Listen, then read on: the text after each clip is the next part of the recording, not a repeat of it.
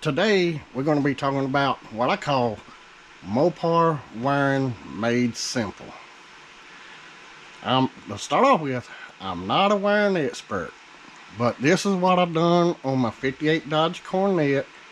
It had a generator and points ignition, so I upgraded to the modern electronic control unit, electronic voltage regulator, and the modern alternator. So we're going to be talking about wiring up the alternator, the distributor, electronic control unit, your key switch, your headlight switch, your amp gauge, starter, voltage regulator, starter relay, resistor, coil, and your battery.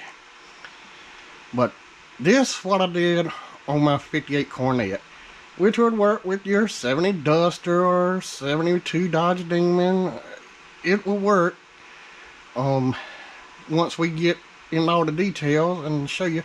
But before you do anything, make sure you have a good ground for your electronic control unit, a good ground for your voltage regulator, and a good ground for your starter relay. A lot of people paint their firewall and fender wells, and then they mount this stuff, and it'll work for a little bit, but then it loses ground, and then they say, well, this stuff is bad. It's your grounds. Make sure you have a good ground. On the Coronet, I used the same bolt for the voltage regulator and electronic control unit, and I ran a wire from that bolt straight to the ground of the battery. So I'm getting ground through the body and straight to the battery, so I'm getting good ground. Make sure you got good grounds. Alright, to start off with, we're going to talk about getting power to the key switch, getting it to the inside. So I'm going to draw it in, your power coming from your battery to your starter relay and your starter, then coming through your amp gauge and your headlight switch, and finally getting to your key switch. So that will be your first thing we're going to draw in. Okay, let me draw that in and walk you through the steps of that. Alright, it's the day before Thanksgiving and it's been thundering outside. So I don't know what's going on there. So hopefully we'll have power long enough to do this video. Okay, before you make any connections or cut any wires, be sure to disconnect the battery. Alright, but now to get the power to the inside, so I went ahead and hooked the main battery cable up to the battery and come to the big side of the starter. Then I ran another wire from the battery to the big lug on the starter relay. And on the 58 Coronet, I found that the red wire with the white trace fed power to the inside. So I hooked that wire to the big lug on the starter relay, and it comes in, goes through the amp gauge, comes back out, then it goes to the headlight switch, then it goes to the key switch. So right now we got power coming from the battery into the key switch. Alright, now let me draw in coming from the key switch through the starter relay and going back to the starter, so we turn the motor over. So let me draw that in and we'll go move on. Okay, to start off with, on your starter relay, the terminal that's straight up and down, it goes to ground or your neutral safety switch. So get that hooked up. Now we'll come back to the key switch. This wire here will only have power when you're in the start position, when the key's all the way forward, and it'll come down, come around, and go to the slanted terminal on the starter relay. That energizes the starter relay, and then it closes the circuit and it sends power from the middle terminal on the starter relay out and down to the small side of the starter. So now we got it where the motor turn over. Now let's show wiring in the coil to get power to your ECU, your resistor, and your coil. Okay, let's wire that in. Now, this wire is coming from the ignition switch that has power only keyed to the run position, keyed on. When you flip the key off, power dies. So it comes from there, goes here, and it separates off and go to this terminal on the ECU.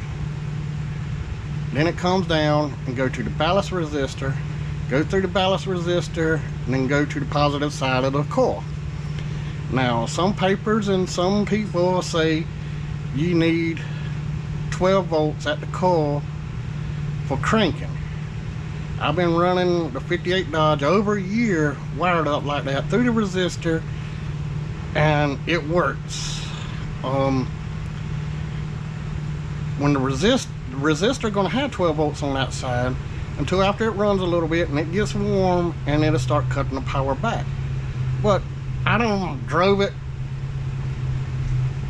for a good little ways, cut it off at the gas station, and it fired right back up. So it works, but I mean, I don't know what to do on that, but this works. So coming from the key switch, branching off, going to that terminal, and then going to the resistor, through the resistor to the positive side of the coil. Another thing I forgot to mention, these plug-ins, go to your local pull-apart, walk around. There's several Dodge, older model Dodge trucks that'll have the ECU on it, and it'll have a plug. So you could just cut the plug off of that and get your plugs without having to spend, I think it's $30-something for a plug. Cut a couple plugs off of the trucks through there, and I think at pull apart they charge you like $5. And you can get that plug from the same Dodge truck you're at, and this plug. So go to your pull apart and find plug-ins, and I mean, you get a handful of them, and sometimes they say $5 for all of them. I mean, but now let's go and wire the negative side of the coil up. Okay, now the negative side of the coil comes around and goes to this pin, and this pin is not used, so this is that. Now let's wire up the distributor for the magnetic pickup in the distributor. Let's wire that up now. Okay, just hang in a little bit longer. We're almost finished. Alright, that terminal there comes up and goes to your unshielded side of the plug. This terminal comes up and goes to the shielded side. Alright, some distributors gray and black, some of them black and orange, but if you do the shielded side, do it like that, that is the correct way, no matter what color code it is. So that goes to the unshielded there, this go to the shielded, and then plugs right in.